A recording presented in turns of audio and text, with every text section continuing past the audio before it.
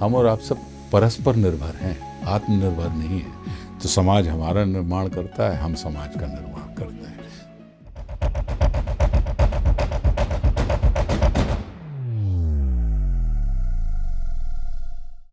नमस्कार, मैं हूं अभिषेक पांडे और डेली लाइन के आज इस खास शो में एक व्यक्ति हमारे साथ हैं, बहुत मशहूर हैं, मेरे बहुत प्रिय हैं व्यक्तिगत रूप से, और हम जैसे हिंदी भाषियों के फ्लैग बियरर हैं वो आशुतोष राणा जी हमारे साथ हैं। सर, आपका बहुत स्वागत है इस शो में। और फ्लैग बियरर हम लोग इसलिए कहते हैं क्योंकि आप इतनी शानदार हिंदी बोलते हैं, वो हम लोग को बहुत अच्छी लगती है।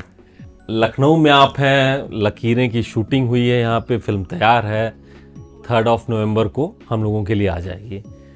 क्या है इसमें दर्शकों के लिए नया? भारतीय समाज में 16 संस्कारों का महत्व है। तो उन 16 संस्कारों में से एक संस्कार विवाह का संस्कार होता है। और जब यज्ञ की वेदी के ऊपर जब लड़के लड़की जब दोनों विवाह के बंधन में बंध रहे होते हैं, तो उस समय एक मंत्र ये भी पढ़ा जाता है कि जहाँ पर पुरोहित ये कहते हैं कि दोनों लोग मिलकर एक शपथ लेते हैं कि हम हमसे बेहतर नागरिकों की उत्पत्ति का कारण बनेंगे। ऐसी व्यवस्था में जब अनिच्छा के साथ पति पत्नी एक दूसरे के विरुद्ध अनिच्छा पूर्वक अगर इस तरीके के संबंध स्थापित करने का प्रयास कर रहे हैं, तो क्या वो उसके ऊपर आवाज़ उठाई जा सकती है? अगर उठाई जा सकती है तो ये फिल्म उस विषय के ऊपर बात करती है। हिंदुस्तान में, भारतीय समाज में बहुत ज़्यादा लोग वोकल नहीं हैं, बोलते नहीं हैं, बात नहीं करते हैं। ऐसे में जब फिल्म के माध्यम से, सिनेमा के माध्यम से हम इसको प्रोजेक्ट करेंगे, लोगों तक पहुंचाएंगे, तो क्या बदलाव महसूस करते हो? और व्यक्तिगत तौर पे आपको ये सब्जेक्ट कैसा लगा? जो भी जीवन चलता है वो अकेला इमोशनल होने से नहीं चलता, वो सेंसिटिव होने से चलता है। कि अभिषेक और आशुतोष राणा अगर दो लोग बैठे हैं तो हम भावुक तो हो जाएं, भावुकता तो चल जाएगी, लेकिन अगर हमारे बीच में संतुलन स्थापित करना है तो उसके लिए सेंसिटिविटी बहुत आवश्यक है। बदलाव की ऐसी कोई हम चुनौती या ऐसी कोई पेशकश नहीं है, विचार की पेशकश है कि फिल्म के माध्यम से दुर्गेश पाठक ने इस फिल्म को जिन्होंने निर्देशित किया, दिलीप शुक्ला ने लिखा, तो उस फिल्म के माध्यम से एक विचार हम आपके साथ साझा कर रहे हैं। इस फिल्म को लेकर के लखनऊ से कुछ खास यादें हैं क्या आपकी?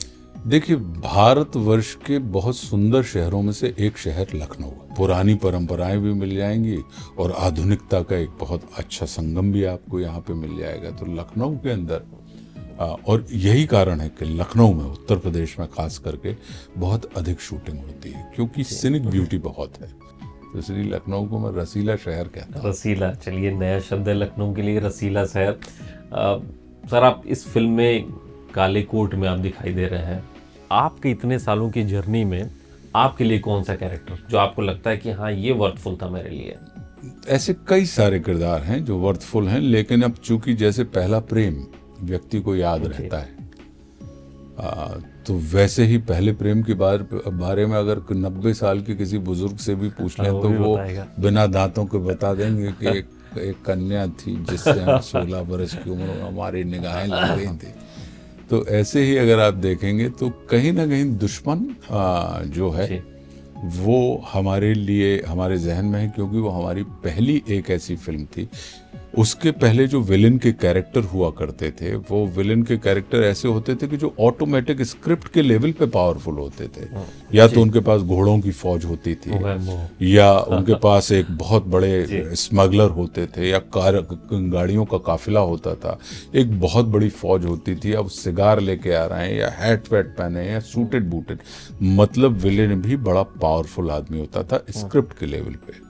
हमारे हिस्से में दुश्मन का गोकुल जब आया तो एक ऐसा व्यक्ति जो सिर्फ बरसाती जूते पहनता और साइकिल पे चलता और एक इतना कॉमन आदमी है कि उसको आप अगर वो सड़क पर मिल जाए तो उसकी तरफ आप दोबारा पलटकर भी नहीं देखेंगे। मतलब वो रजिस्टर भी करने लायक व्यक्ति नहीं है।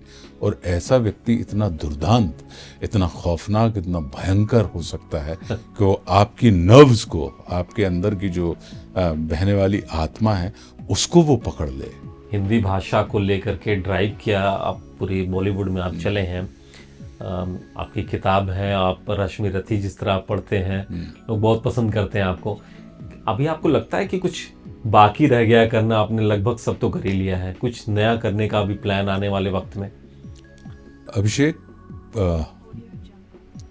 योजना बनाने का काम परमात्मा का है, हमारा आपका काम उसे कार्य रूप में परिणत करने का है।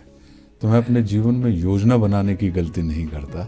चलते चलते ये सवाल तो लाजमी है कि अगला लक्ष्य राजनीति की तरफ, वहाँ भी कुछ नया करना होगा, पता नहीं, कुछ करना चाहिए वहाँ पे, पता नहीं।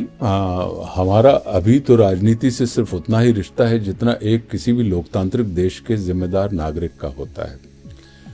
कल तो हमारे और आपके हाथ में है ही नहीं, हमारे और आपके हाथ में आज है, अभी है। तो अभी ये है कि हमारी फिल्म लकीरें आ रही हैं, उसको देखिए। चलिए सर, बहुत शुक्रिया हमसे बात करने के लिए। बहुत धन्यवाद। लकीरें आ रही हैं, मेरी शुभकामनाएं आपके साथ, बहुत आपकी पूरी टीम के साथ। तो लकीरें ज़रूर देखिए, 3 नवंबर को रिलीज़ हो रही है। लखनऊ में शूटिंग हुई है, इसलिए और भी इंटरेस्टिंग है ये। और आशुतोष राणा जी से बात करना, वक्त कम पड़ता है, सब्जेक्ट और विषय ख़त्म नहीं होते हैं, लेकिन आज के लिए सिर्फ इतना ही। और ऐसे ही और सब्जेक्ट पे आपके सामने हम हाजिर होते रहेंगे। नमस्कार।